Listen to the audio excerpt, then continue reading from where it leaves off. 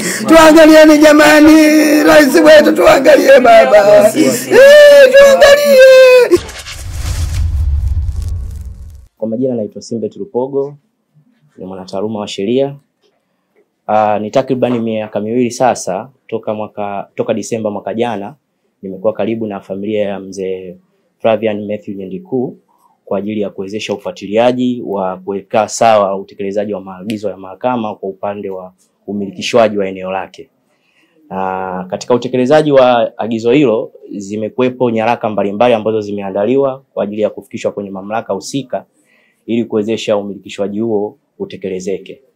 Lakini toka Disemba hiyo na Januari hiyo mwaka huu mpaka hivi leo jambo hili limeshindwa kupatikana ufumbuzi wajibu sahihi wa kumwezesha mzee Nyendiku aweze kumilikishwa eneo hilo. Nyaraka hizo zilikuwa zinaandaliwa kwa ajili ya kuwezesha ukamilisho wa upatuaji wa hati hizo ambazo nyaraka hizo zimekataliwa.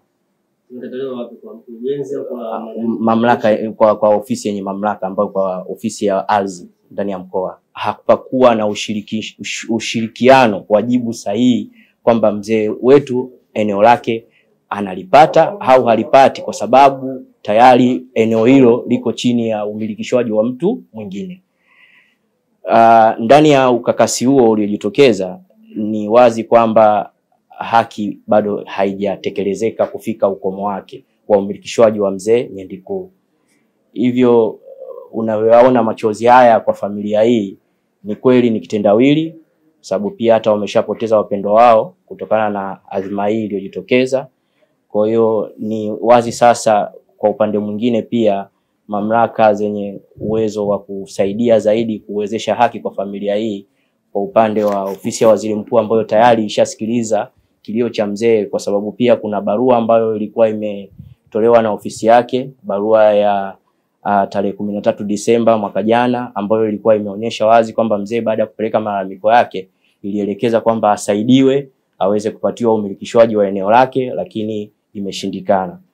Kwa hiyo kwa upande wa chozi hili ni wazi sasa, naomba ofisi ya waziri mkuu isituchoke, irudi tena kuona inamsaidiaje mzee wetu, mama yetu mpendwa, Mama Samia Suluhu Hassan. Mama, tuna kilio hichi kwa wenye haki ambao haki zao bado zina mafumbo. Viwanja hivi ni kiwanja namba 2120 na kiwanja 2107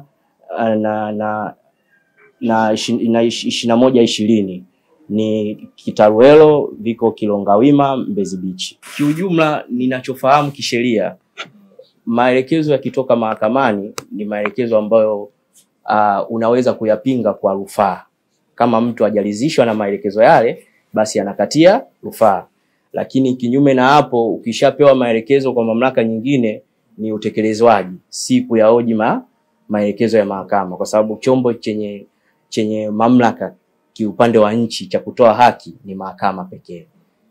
Kwa maelekezo ya mahakama tuseme yamepuuzwa. Mimi nimekuwa shahidi wa kila hatua waliokuwa wanapitia katika kutafuta haki yao. Kiufupi, mgogoro huu unaweza tukaanza kutoa historia yake kuanzia mwaka 1980 ambapo mtu aitwaye alimuuzia huyo mzee unayemuona hapa, mzee Flavian Nyendiku, kiwanja. Kipindi hicho tusiseme kiwanja, tuseme ni shamba. Basi kutokana na mauzo hayo kukaja baadaye kuzaliwa kesi mahakamani, ambapo mzee huyu alienda kudai, alifungua kesi ya madai namba 44 ya mwaka 1985 ya kutaka kupata haki yake alivyonunua. Maki walikuwa kama wanakataa kununua hilo eneo. Mahakama katika mahakama ya mwanzo ya Kawe ikampa ushindi mzee na lile eneo, lakini muuzaji akuridhika, akaamua tena kwenda kukata shauri la rufaa katika mahakama ya wilaya Kinondoni, ambapo walifungua rufaa namba 28 ya mwaka 1986. Katika hukumu ile iliyosomwa na Mheshimiwa Hakimu Jiblea, alibatilisha maamuzi yaliokuwa yamefanywa na mahakama ya mwanzo, akampa ushindi yule muuzaji ambaye alikuwa amekataa kwamba akuzia huyo mzee. Mzee naye akuridhishwa, akaenda mahakama kuu kudai haki mbele ya Jaji Kiando. Jaji Kiando katika maamuzi akawa tu ametoa maelekezo kwamba huyu mzee ni rightful owner wa ile eneo. Kuna kasoro chache alikuwa hajazikamilisha katika manunuzi. Akaambiwa kwamba anaponunua lazima aende aonane na serikali ya kijiji akamilisha zile taratibu.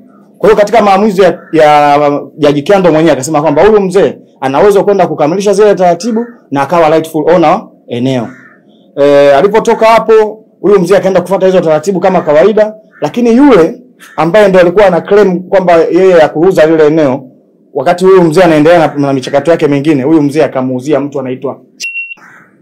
Kwa hiyo mzee akaja kujikuta tena ana mlolongo wa kwenda kwenye korido za mahakama akishindana na mtu anaitwa alienda kukatia rufaa ule uamuzi uliokuwa umempa ushindi mzee huyu. Ile kesi imeenda imepigwa danadana. Tunashukuru Mungu mwaka 2019 yakatoka maamuzi. Na maanisha mwaka 2020 kwa sababu kesi ilifungua mwaka 2019. Katika kesi hakimu alivyotoa hukumu akampa huyo mzee haki kwamba huyo ndio mmiliki halali wa ile ardhi. Na kama mtakumbuka kuna baadhi ya video inatembea, kuna huyu mama alikuwa anashukuru akisema kwenye kwamba Magufuli ameingia ndio wamepata haki yao. Lakini kwa bahati mbaya furaha hiyo haikudumu muda mrefu. Haikudumu muda mrefu kwa sababu hawakujali kwamba baada ya ushindi wa mahakama walienda kuweka zuio, familia ya Nyendikuu ilienda kuweka zuio mahakamani kwamba hicho kiwanja nikisema kiwanja sasa hivi natakiwa nitumie lugha kiwanja kuliko shamba kwa sababu baadaye yale maeneo yalipimwa. Kwa hiyo huyu mzee akaenda kuweka zuio kwamba mtu yote asipewe hati kwa sababu yeye ameshakuwa mshindi.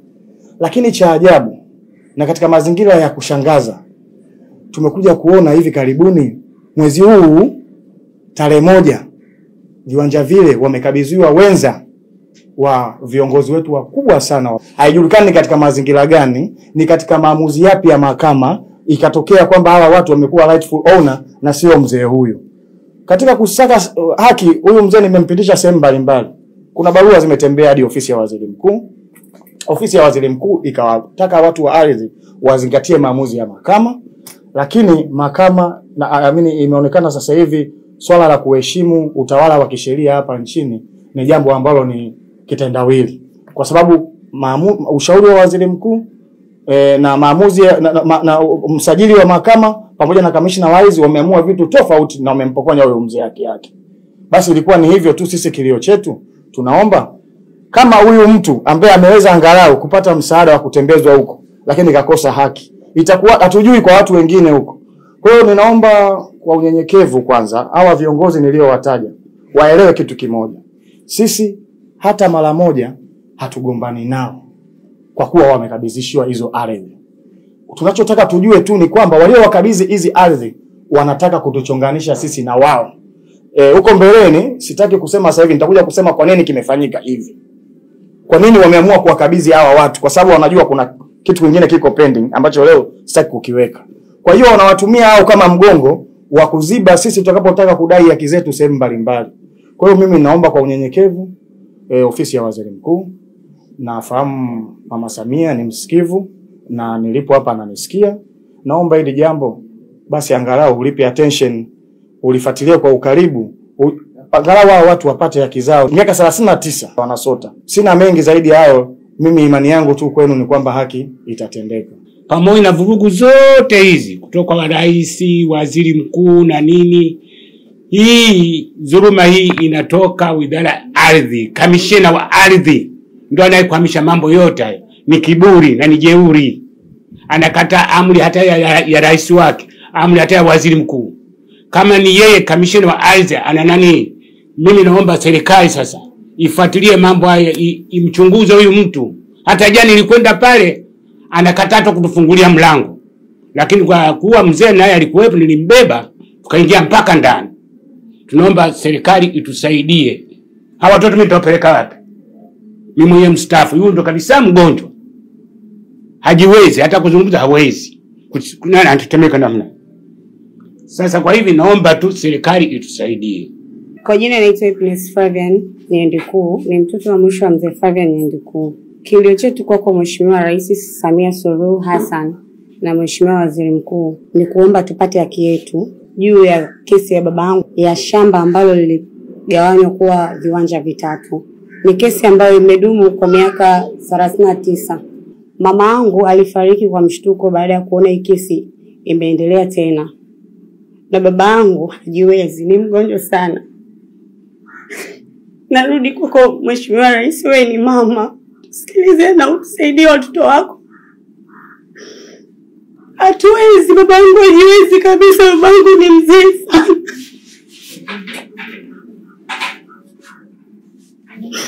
Najua wewe ni mama. Unajua uchungu wa kumpoteza mzazi. Sisi tumempoteza mama yetu kwa sababu ya hii kesi.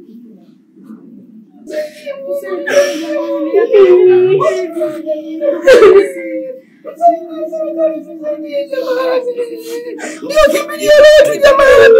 Tunalia kwa uchungu sisi. Tunalia kwa uchungu, mzee wetu anaonewa. Anaonewa mzee wetu jamani. Anaonewa mzee wetu jamani. Maria amehangaika miaka mingi. Miaka mingi sana jamani, amehangaika miaka mingi. Tuangalieni jamani, rais wetu tuangalie baba. Tuangalie.